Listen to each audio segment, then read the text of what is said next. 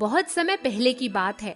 सुमेरपुर नामक गांव में शीतल नाम की एक औरत अपनी बेटी के साथ रहती थी। शीतल बहुत ही गरीब थी। वह अपना और अपनी बेटी का पेट भरने के लिए पास के सेठानी के यहाँ बर्तन धोने का काम करती थी। शीतल बहुत बूढ़ी हो गई थी, जिससे वह सेठानी के यहाँ झाड़ू पोछा और बर्तन ठीक से नहीं कर पाती थी। फिर एक दिन अचानक शीतल की तबीयत बहुत खराब हो जाती है। शीतल के बेटी का नाम चांदनी रहता है। चांदनी दिखने में बहुत सुंदर और समझदार लड़की होती है। चांदनी बेटा, मेरे कमर में बहुत दर्द हो रहा है। अब मैं कल सेठानी के यहाँ काम पर नहीं जा पाऊंगी। कोई बात नहीं माँ, कल से मैं सेठानी के यहाँ बर्तन धोने के लिए जाया करूंगी। वैसे भी अब तुम्हारी तबीयत ठीक नहीं रहती, अब तुम घर पर ही आराम किया करो। उस दिन के बाद से चांदनी हर दिन अपनी माँ की जगह खुद सेठानी के यहाँ काम करने जाया करती थी। चांदनी सेठानी के यहाँ का काम बहुत ही अच्छे और जल्दी से करके निपटा दिया करती थी, जिससे सेठानी चांदनी के काम से बहुत खुश होती थी। सेठानी का नाम रत्ना था। चांदनी, तुम तो अपनी माँ से भी ज्यादा तेज काम करती हो। मैं तुम्हारे काम से बहुत खुश हूँ, इसीलिए अब से मैं तुम्हारा वेतन बढ़ा दूंगी और तुम्हें मेरे ही घर पर हमेशा काम करने के लिए आना होगा। वेतन बढ़ जाने पर चांदनी बहुत खुश होती है और खुशी खुशी सेठानी के घर पर काम करने के लिए जाया करती है। कुछ दिन बीतता है। एक दिन सेठानी का बेटा अपनी पढ़ाई पूरी करके शहर से अपने घर वापस आने वाला होता है। चांदनी, आज तुम पूरे दिन मेरे घर पर ही रुकना, क्योंकि मेरा बेटा बहुत दिनों के बाद आज पढ़ाई पूरी करके हमारे यहाँ आ रहा है। इसके लिए मैं उसके मनपसंद के खाने की चीजें बनाने वाली हूँ। आज तुम मेरे घर पर रुककर मेरी मदद करवाना। ठीक है मालकिन। फिर चांदनी पूरे दिन सेठानी के घर पर रुककर सेठानी के साथ खाना बनाने में मदद करती है। कुछ देर के बाद रत्ना का बेटा घर पर आ जाता है। रत्ना अपने बेटे को देखकर बहुत खुश होती है। बेटा, जाकर तुम जल्दी से मुंह हाथ धो लो, आज मैंने तुम्हारी मनपसंद की चीजें बनाई हैं। रत्ना के बेटे का नाम वरुण था। ठीक है माँ, मैं अभी हाथ मुंह धोकर आता हूँ। तब तक तुम मेरा खाना तैयार रखो, मुझे बहुत जोरों की भूख लगी है। वरुण जल्दी से खाना खाने के लिए बैठ जाता है। अरे वाह माँ, आज तुमने यह खीर तो बहुत ही अच्छी और स्वादिष्ट बनाई है। जी तो करता है कि तुम्हारे हाथों को चूम लूं। बेटा, यह स्वादिष्ट खीर मैंने नहीं, चांदनी ने बनाई है। माँ, चांदनी कौन है? बेटा, मैंने अपने घर पर काम करने और बर्तन धोने के लिए एक लड़की रखी है, उसी का नाम चांदनी है। तभी चांदनी वहाँ आ जाती है। चांदनी, लगता है तुम्हारे हाथों में तो जादू है। तुमने तो आज बहुत ही स्वादिष्ट खीर बनाई है। इसके पहले तो मैंने ऐसा खीर कभी नहीं खाया। कुछ दिन बीतते हैं। एक दिन रत्ना कुछ दिनों के लिए अपने मायके जाने वाली होती है।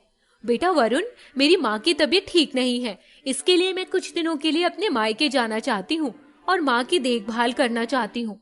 क्या तुम अकेले यहाँ रह लोगे? माँ, आप निश्चिंत होकर जाइए, मैं घर में आराम से रह लूंगा। फिर जब नानी की तबीयत ठीक हो जाएगी तो आप लौट आना। रत्ना कुछ दिनों के लिए अपने मायके चली जाती है।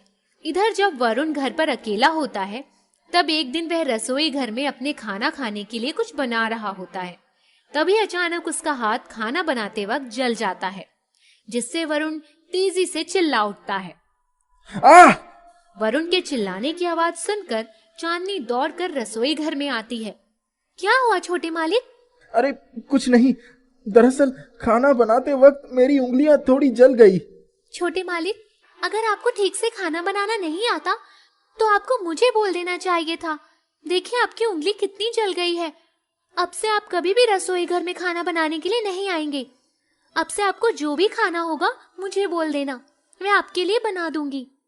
उस दिन के बाद से चांदनी वरुण के लिए हर दिन अपने हाथों से खाना बनाकर रख दिया करती।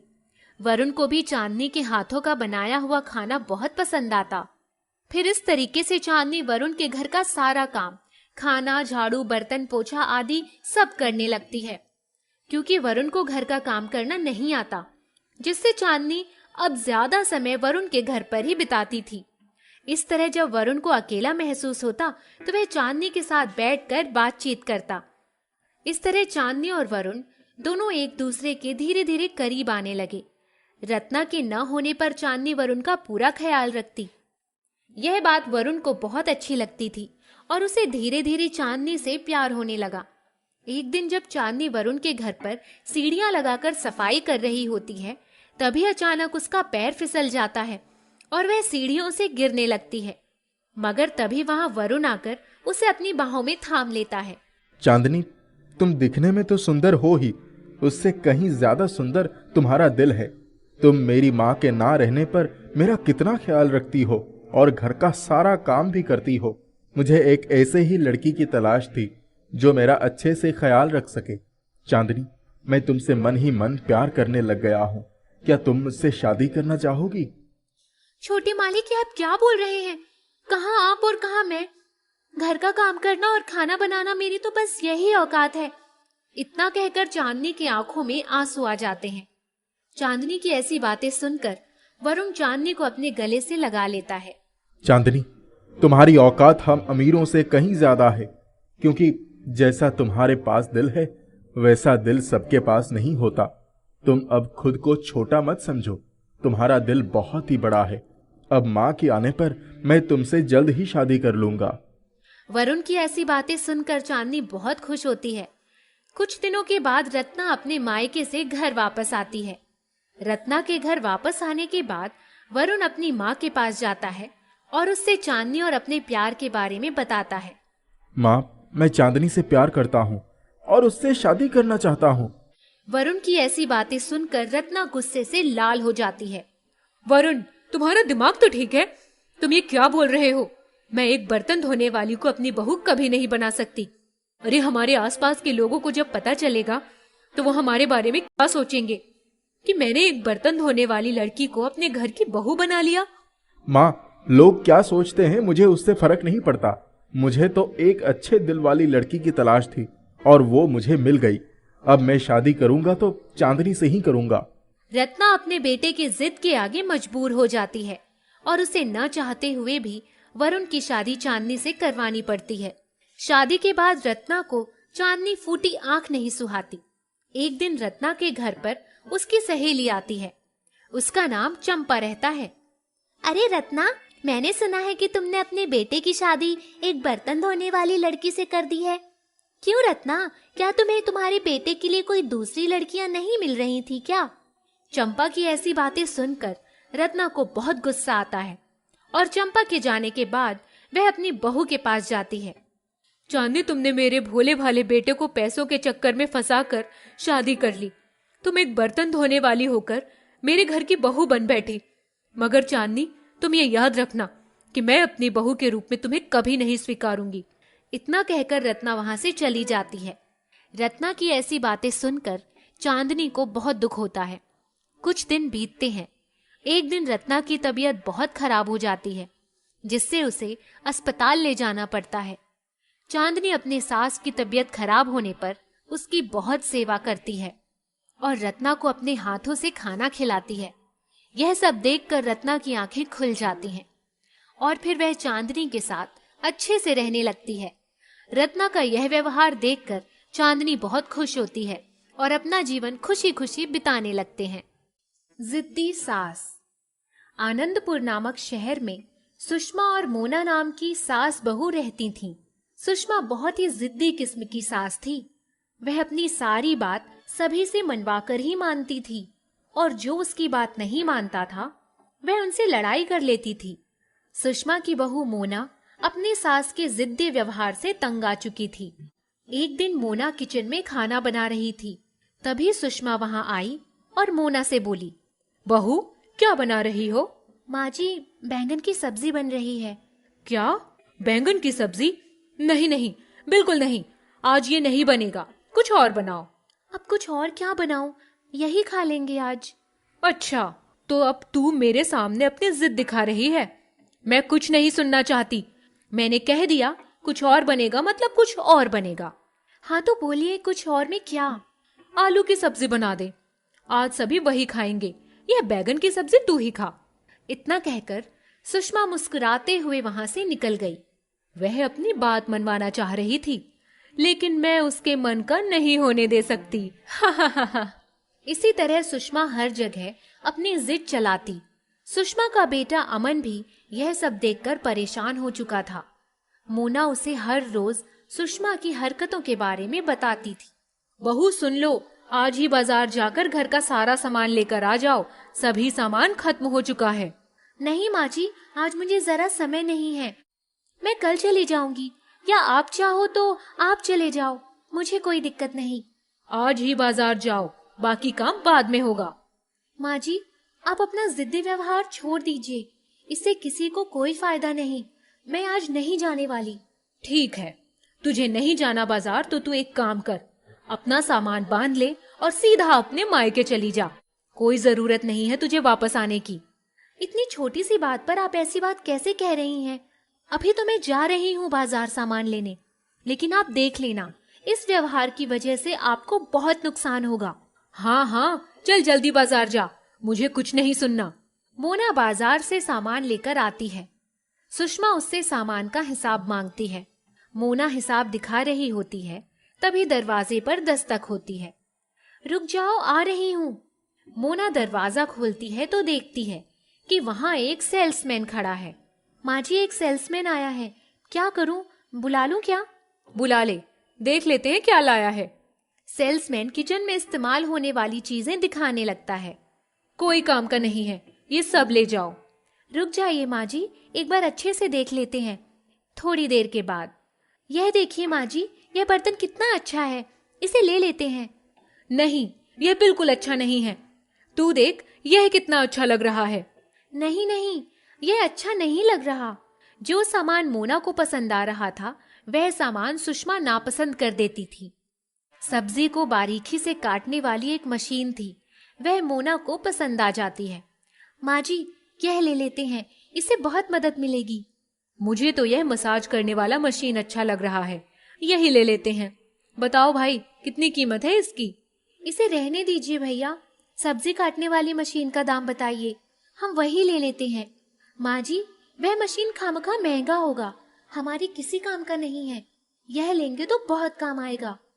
जी मैडम, ये बहुत काम की चीज है, इसकी कीमत 2000 है, ले लीजिए। मोना पैसे लाकर दे देती है और मशीन ले लेती है। सेल्समैन घर से बाहर चला जाता है। अब सुषमा यह देखकर गुस्से में आ जाती है कि उसकी जिद पूरी नहीं हुई। वह सेल्समैन के पीछे जाती है। रुको भाई रुको।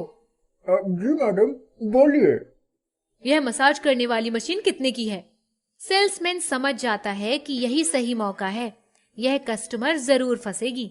मैडम, माफ कीजिएगा, लेकिन ये थोड़ा महंगा है।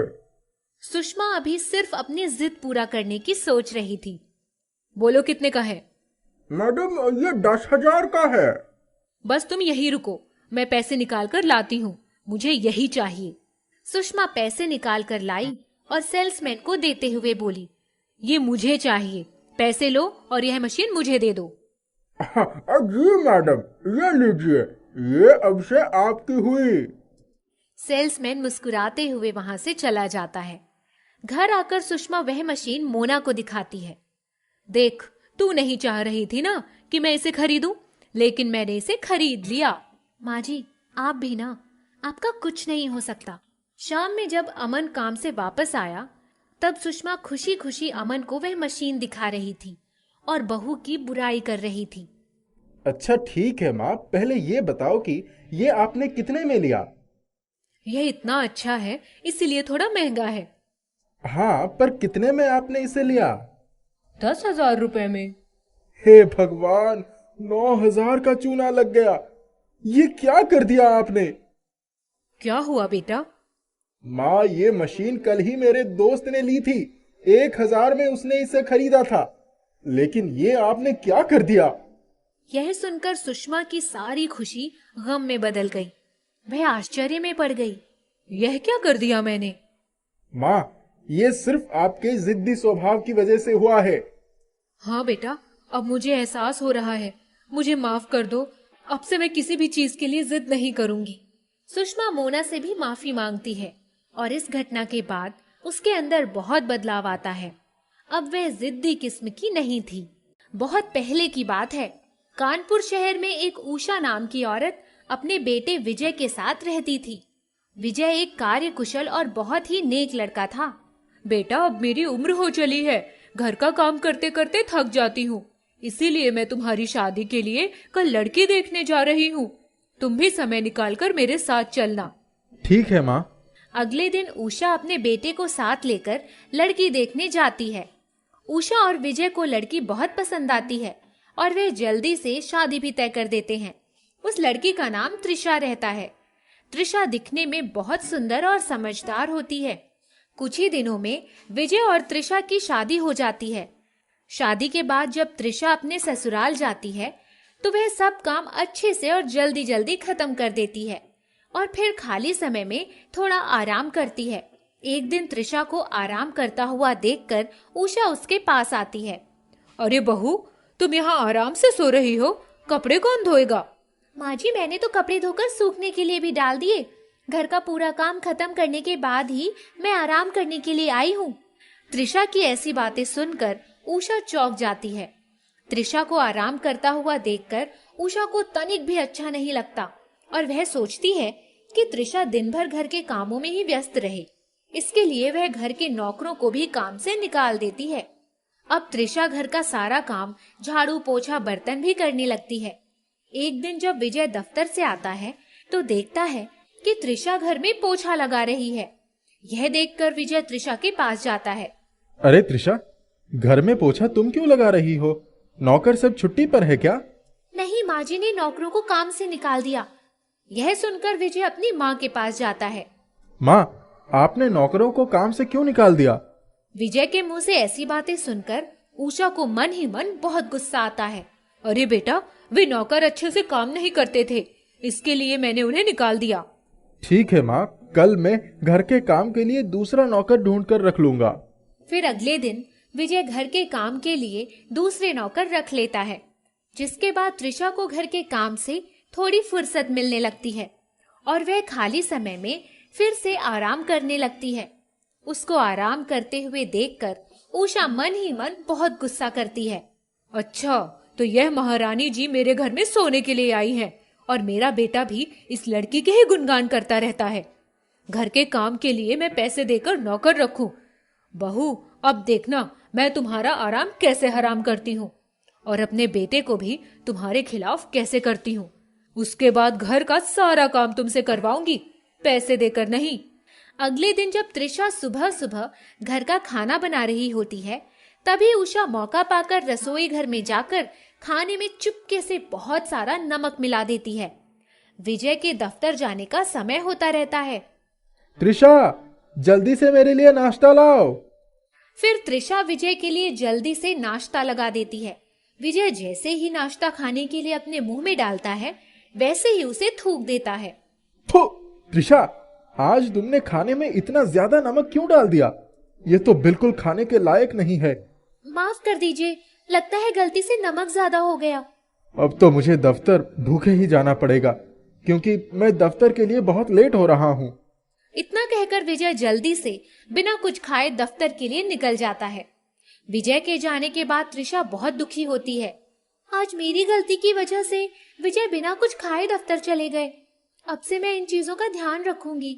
अगले दिन त्रिशा विजय के लिए बहुत ही स्वादिष्ट बिरयानी बनाती है, मगर जैसे ही त्रिशा बिरयानी बनाकर रसोई घर के किसी काम के लिए बाहर निकलती है, तभी उषा मौका पाकर जल्दी से रसोई घर में जाकर बिरयानी में बहुत सारे छोटे छोटे मिट्टी के कंकड़ पत्थर डाल देती है।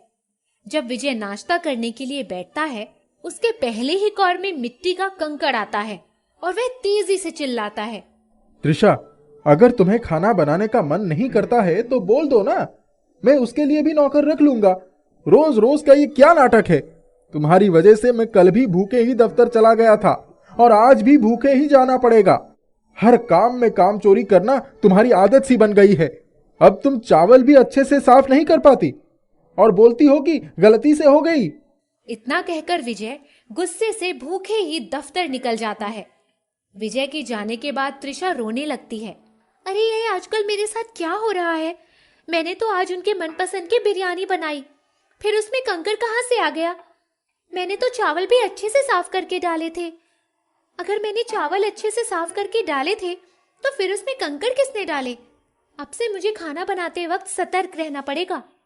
फिर अगले दिन जब त्रिशा रसोई घर में खाना बना रही होती है, माँ जी पता नहीं क्यों मेरे सर में बहुत दर्द हो रहा है। मैंने खाना पकने के लिए गैस पर रख दिया है। थोड़ी देर में आप जाकर गैस बंद कर दीजिएगा। मैं थोड़ा आराम करने जा रही हूँ। ठीक है बेटा, जा तू आराम कर ले, मैं कुछ देर में गैस बंद कर दूंगी। चलो अच्छा हुआ आज इसका सर दुख रहा है।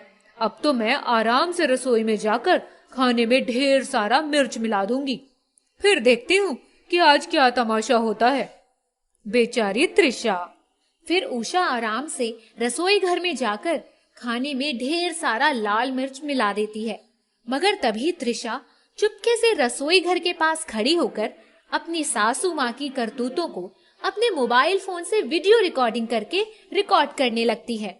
फिर जब कुछ देर में विजय खाने के लिए बैठता है तो वह जैसे ही नाश्ता मुंह में डालता है, उसका मुंह मिर्च ज्यादा होने की वजह से जल उठता है। इस बार तो विजय के गुस्से का ठिकाना नहीं था। त्रिशा, ये तुमने खाने के नाम पर क्या बना दिया है? इतनी सारी मिर्च डाल दिया है कि मेरा पूरा मुंह जल गया है। नहीं जी, मैंने तो खाने में बहुत थोड़ा सा मिर्च डाला था। वह तो माँ जी ने जाकर चुपके से बहुत सारा मिर्च पाउडर खाने में मिला दिया। त्रिशा, अब तुम अपनी गलती मेरी माँ पर डालने लग गई। तुम्हें पता है ना तुम क्या बोल रही हो? फिर त्रिशा विजय को अपने फोन में रिकॉर्ड किया हुआ वीडियो दिखाती है।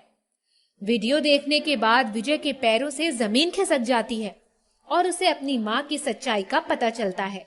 माँ, तो इतने दिनों से आप खाने में कुछ ना कुछ जानबूझकर डाल देती थी और मैं इतने दिनों से भूखे ही दफ्तर चला जाया करता था। आपकी ममता अब कहाँ चली गई? अगर आपको मुझसे और मेरी पत्नी से इतनी ही दिक्कत है तो हम लोग ये घर छोड़कर चले जाते हैं। इतना कहकर विजय अपने कपड़े का बैग लेकर घर छोड़कर जाने लगता है। मगर तभी त्रिशा विजय को रोक देती है और उसे घर छोड़कर नहीं जाने देती। ये आप क्या कह रहे हैं? इस समय तो आपकी माँ को हमारी ही जरूरत है और आप इन्हें बुढ़ापे में अकेला छोड़कर जाएंगे? आप ऐसा नहीं कर सकते। मैं आपको यह घर छोड़कर नहीं जाने दूंगी। त्रिशा की ऐसी बातें सुनकर उषा की आंखें भर आती हैं। बहू, मुझे माफ कर दो, मैंने तुम्हारे साथ बहुत गलत किया। फिर भी तुम मेरी इतनी फिक्र कर रही हो। तुम मेरे बेटे से कहीं बढ़कर हो। मुझे अपने किए के लिए बहुत पछतावा है। तुम लोग यह घर छोड़कर मत जाओ, नहीं तो मैं अकेले यहाँ घुट घुट के मर जाऊंगी। इतना कहकर उषा जोर जोर से रोने लगती है। अपनी माँ की ऐसी बातें सुनकर विजय अपनी माँ को गले से लगा लेता है और फिर उस दिन के बाद से त्रिशा अपने ससुराल वालों के साथ खुशी खुशी रहने लगती है। सास और नखरीली बहू। कमला ने पति के जाने के बाद अकेले ही शिवा और सुधा को बड़ा किया था। पति सरकारी दफ्तर में काम करते थे, इसलिए कमला को वही नौकरी मिल गई थी। शिवा होनहार था। उसने 15 वर्ष की आयु में ही पिता की जिम्मेदारी संभाल ली थी, पर होनी तो होकर ही रहती है। इतवार का दिन था। माँ, मैं पास वाले मार्केट जा रही हूँ, कुछ लाना है तो बता दो। नहीं, कुछ नहीं लाना, लेकिन बेटा जल्दी आ जाना। थोड़ी देर के बाद फोन की घंटी बजी। उधर से आवाज आई, हेलो जी, ये सुधा के घर के नंबर? हाँ हाँ बोलिए, क्या बात है? मैं सुधा की माँ कमला बोल रही हूँ। जी, आपकी बेटी का एक्सीडेंट हो गया है, जल्दी आइए। शिवा, जल्दी चलो बेटा, सुधा का एक्सीडेंट हो गया है। माँ, कहाँ गई थी दीदी? पास वाली मार्केट तक ही तो गई थी मेरी बच्ची। दोनों के वहां पहुंचने से पहले ही सुधा की सांसें थम गई थीं। रोते कलपते सब कुछ किया। कमला और शिवा को इस सदमे से उबरने में कई साल लग गए। शिवा की शिक्षा पूरी हो गई। उसने MBA करके नौकरी कर ली। शिवा, 5 साल में ही मैं रिटायर हो जाऊंगी। एक अच्छा सा रिश्ता आया है, तुम लड़की देख लो तो मैं शादी के लिए हाँ कर दूं। माँ, अभी मैं शादी नहीं करना चाहता। एक बार लड़की से मिल तो लो। ठीक है माँ, आने वाले शनिवार को मिल लेंगे। शनिवार आया तो शिवा लड़की से मिलने चला गया। लड़की को देखकर वह ठगा सा रह गया। वो थी ही इतनी खूबसूरत। शालू की बड़ी बड़ी आंखें, लंबे बाल, गोरा रंग। बात करके उसने तुरंत ही हाँ कर दिया। घर आया तो माँ, मैं तैयार हूँ शादी के लिए। मैं कह रही थी ना कि एक बार देखकर तुम ना नहीं कर पाओगे। अभी बहुत तैयारी करनी है। माँ, जैसा तुम कहोगी वैसा ही होगा। कमला दूसरे दिन ऑफिस गई तो बहुत खुश थी। सभी लोगों को बेटे की शादी की सूचना दे दी। कुछ ही दिनों में शादी भी हो गई। बहू शालू आई तो कमला की खुशी का ठिकाना नहीं था। शिवा तो पहले से ही शालू का दीवाना हो चुका था। एक हफ्ते बाद जब सभी रिश्तेदार चले गए तो शालू की मम्मी सरला और पापा रमाकांत ढेर सारा सामान लेकर आए। मम्मी, मुझे अपने साथ ले चलिए, मुझे यहाँ बहुत घुटन होती है। क्यों, क्या हुआ? शिवा ठीक तो है ना? हाँ मम्मी, वो तो ठीक है, पर उसकी माँ। कुछ कहा क्या उन्होंने? कहा कुछ भी नहीं, पर शिवा हर बात में उनसे राय मशवरा करते हैं। मैंने कहा चलो मूवी देखने चलें, तो उन्होंने कहा मम्मी से पूछकर बताता हूँ। चलो मैं भी बात करती हूँ। शिवा, शालू को कहीं घुमाने लेकर नहीं जाते? आजकल की पढ़ी लिखी लड़कियों को इतने दिनों तक घर में बैठे रहने की आदत नहीं होती है ना।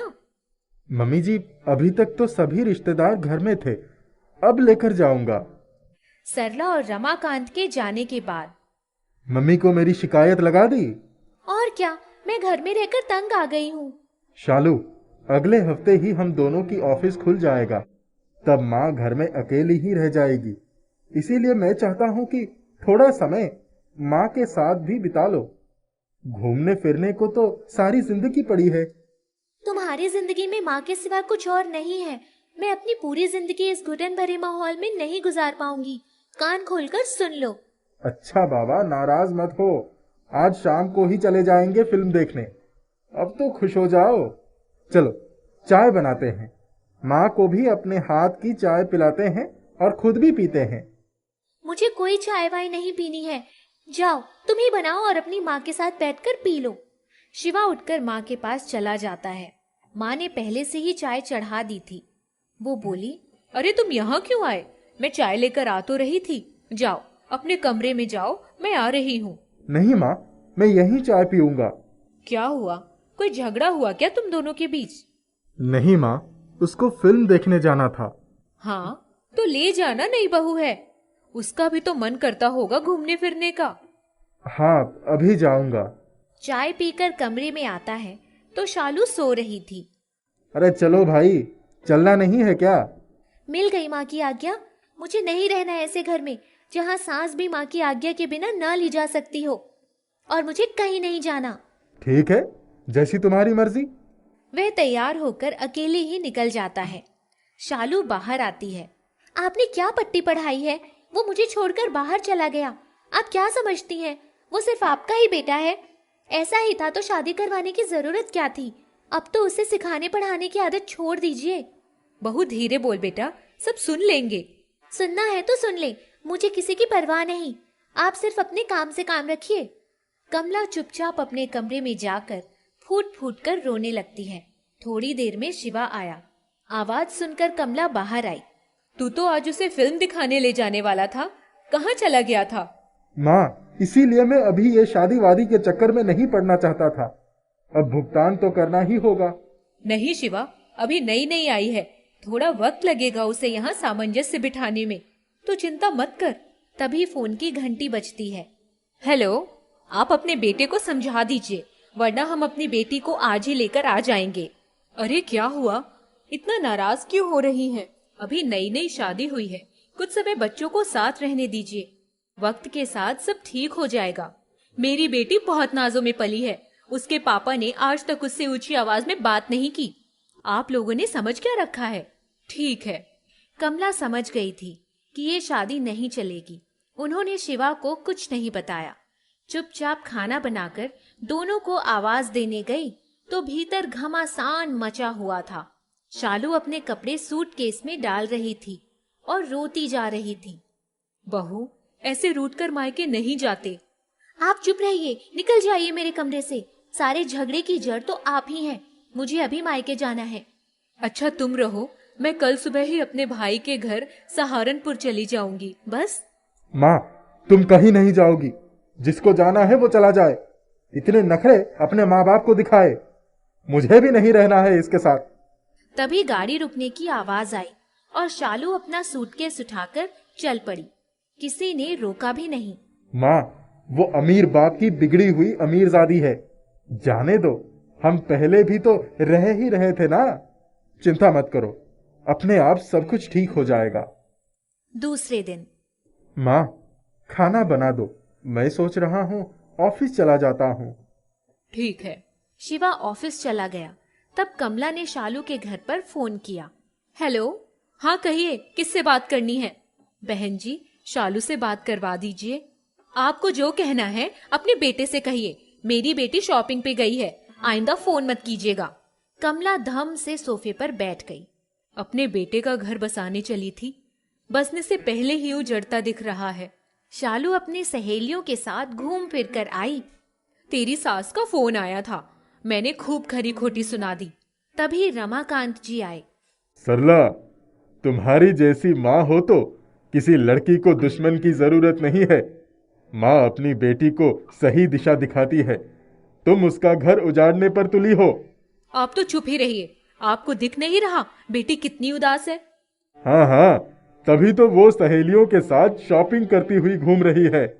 रमाकांत जी बड़बड़ाते हुए चले गए। शिवा ऑफिस से वापस आया। माँ, मैं सोच रहा हूँ ऑफिस से ट्रांसफर लेकर कहीं दूर चला जाता हूँ। तुम क्या कहती हो? जैसे तुम ठीक समझो। शिवा अपनी माँ को लेकर बिना किसी को खबर किए बैंगलोर चला गया। शालू अपनी नौकरी में मस्त थी, उसे कोई परवाह नहीं थी।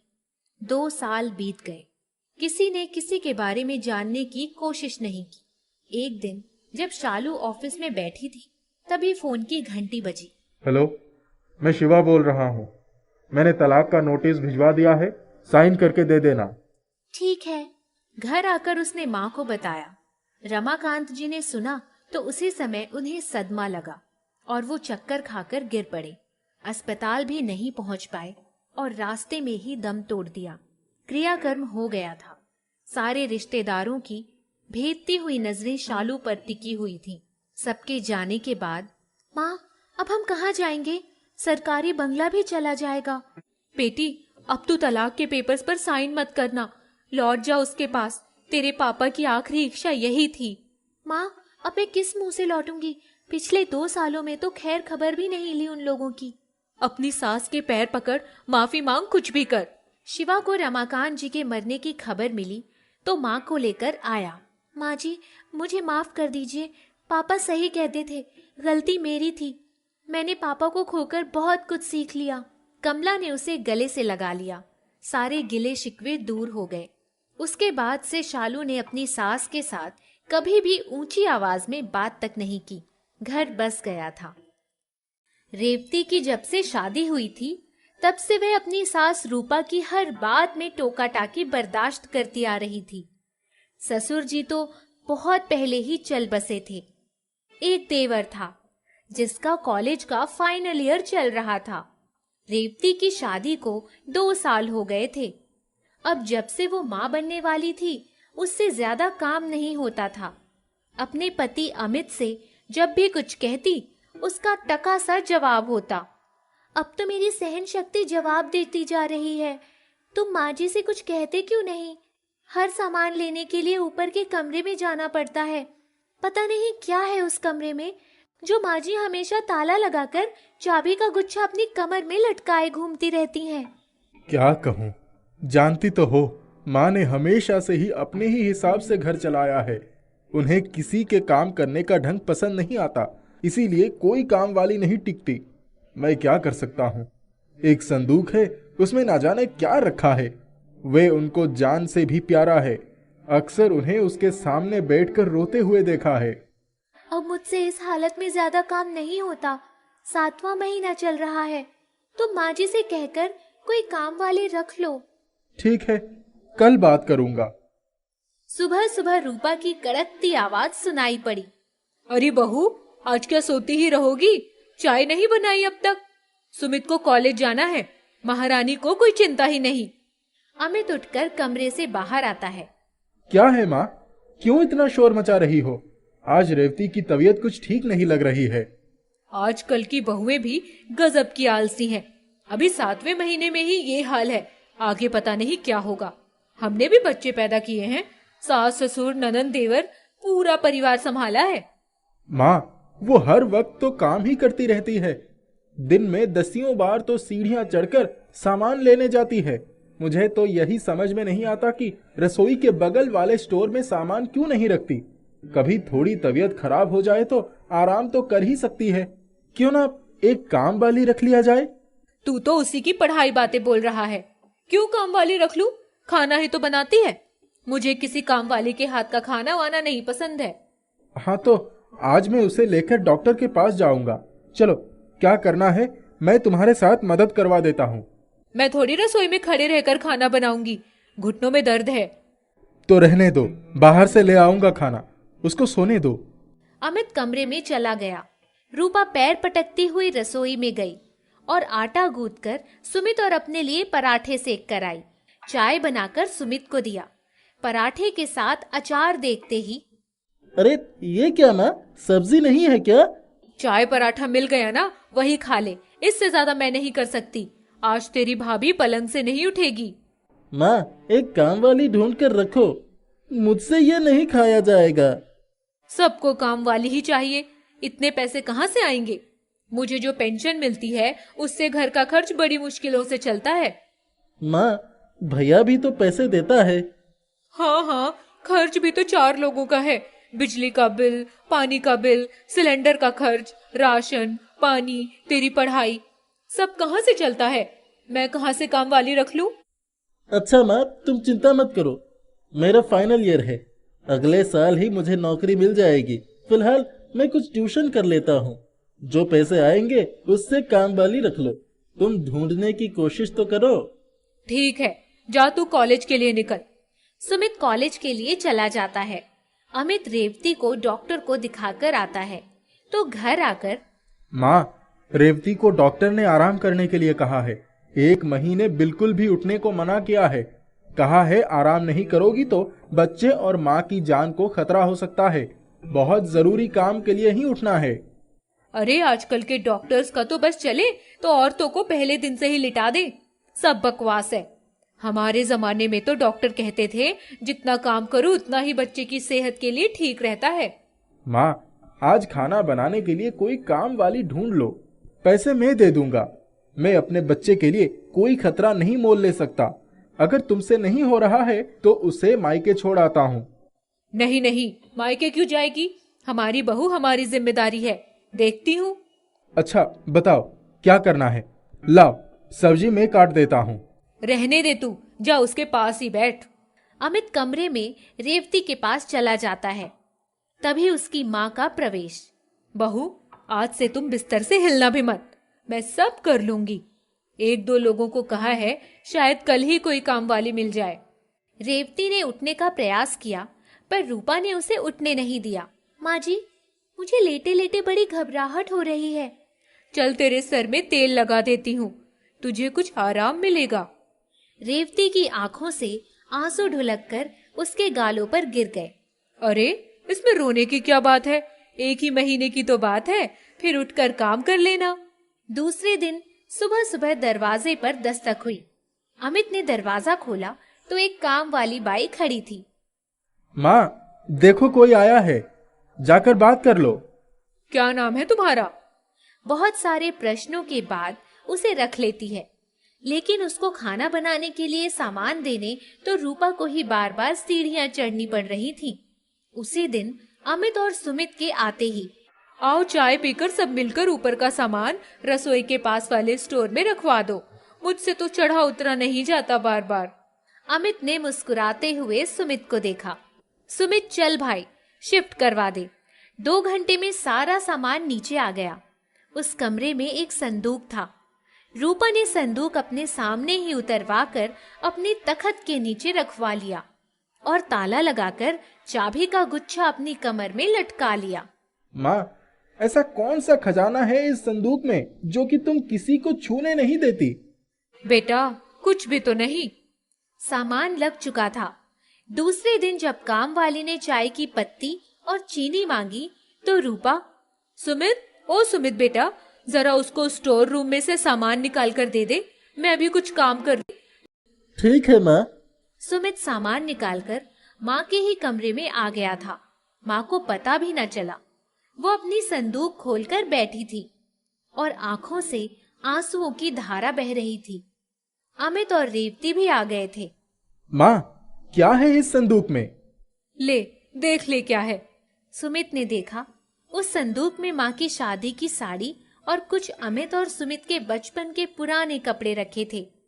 एक बरसों पुराना एल्बम था जिसमें अमित, सुमित, उनके पापा और माँ की अनगिनत तस्वीरें थीं।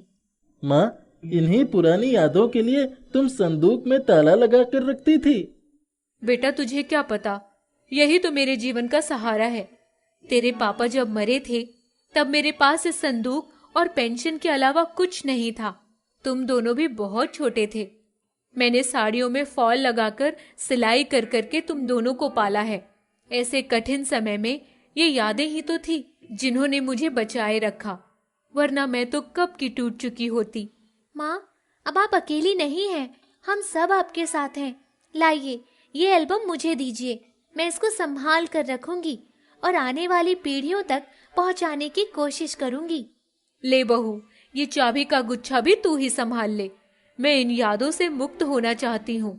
माँ जी, चाबी का गुच्छा तो आप ही रखिए, मुझे तो सिर्फ एल्बम चाहिए और अमित के बचपन के कपड़े दे दीजिए, मैं आपके पोते पोतियों को पहनाऊंगी। ठीक है बहू, जा ले जा।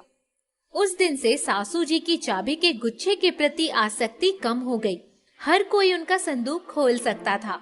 सुमित की नौकरी लगते ही घर में खुशहाली आ गई। रेवती ने एक प्यारी सी गुड़िया को जन्म दिया। रेवती, ले ये चाबी का गुच्छा तू संभाल। मुझे तो अपने जीवन का खजाना मिल गया, अब मुझे कुछ नहीं चाहिए। गरीब सास और अमीर बहू। कैलाशनाथ सोफे पर बैठकर चाय की चुस्कियां ले रहे थे। उनकी धर्मपत्नी माधुरी भी वहां आकर बैठ गई। बहू ने चाय बहुत अच्छी बनाई है। इसका मतलब यह है कि वो भी रसोई में जाती रही होंगी। अमीर घर से आई है, चाय में मसाला डालती है, हमारे खर्चे बढ़ा रही है। जो भी हो, चाय में स्वाद है। अब खाना भी अच्छा बनाए तो मानू। अरे बनाएगी बनाएगी। आप बड़ी तरफदारी कर रहे हैं उसकी। मैं क्या बुरा खाना बनाती हूँ? अब ये किसने कह दिया? तुम बहुत दिन तक खाना बना चुकी हो, अब आराम करो। अब बहू के हाथ के खाने का समय आ गया है। इतने में बहू श्वेता आ गई। पापा जी, मम्मी जी, यह लीजिए, बिस्किट खा लीजिए। नमकीन और लाऊं क्या? नहीं नहीं, अब हमें कुछ नहीं चाहिए। जाओ तुम भी चाय पी लो। देखो बहू कैसे मटकती हुई जा रही है। दौलत की गर्मी है, धीरे धीरे उतर जाएगी। कुछ दिन बीत गए। श्वेता बहू अपने पति संजय के पास चली गई। सुनिए जी, महीना पूरा होने में 10 दिन बाकी है और चावल दाल मसाले समाप्त हो रहे हैं। बजट कुछ बढ़ गया है, मुझे बैंक से रुपए निकालने होंगे। अब बड़े घर से बड़ी बहुरिया आई है तो खर्चे भी बढ़ेंगे ही। मम्मी, हमारी लाइफस्टाइल कुछ तो बदल रही है, अच्छी बात है। अच्छी बात है, रकम भी अच्छी लगेगी, उसके लिए भी तैयार रहना। बहू श्वेता समझ चुकी थी कि धन की कमी के कारण यह लोग खर्च में कटौती की बात सोच रहे हैं। उसने अपने पास रखे हुए कुछ रुपए घर के सामान के लिए लगा दिए। अरे श्वेता, तुम कब तक अपने मायके के पैसे लगाती रहोगी? हमें अपने पैरों को अपनी चादर में सिकोड़ कर रखना होगा। अरे बेटा, आज यह पैसे लगा रही है, कल इसी बात का ताना मारेगी और हमें सुनना पड़ेगा।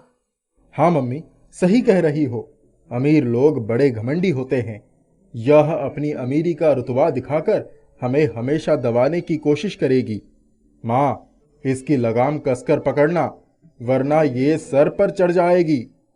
बेटा तुम चिंता मत करना, मैं इसको सही कर दूंगी। बस तुम्हारे पापा बीच में टांग ना डाले तो अच्छा है। समय बीतता गया। माधुरी कुछ रुपए अपने पास छुपा लेती है, इसीलिए खर्चे का सही बजट सामने नहीं आ पाता।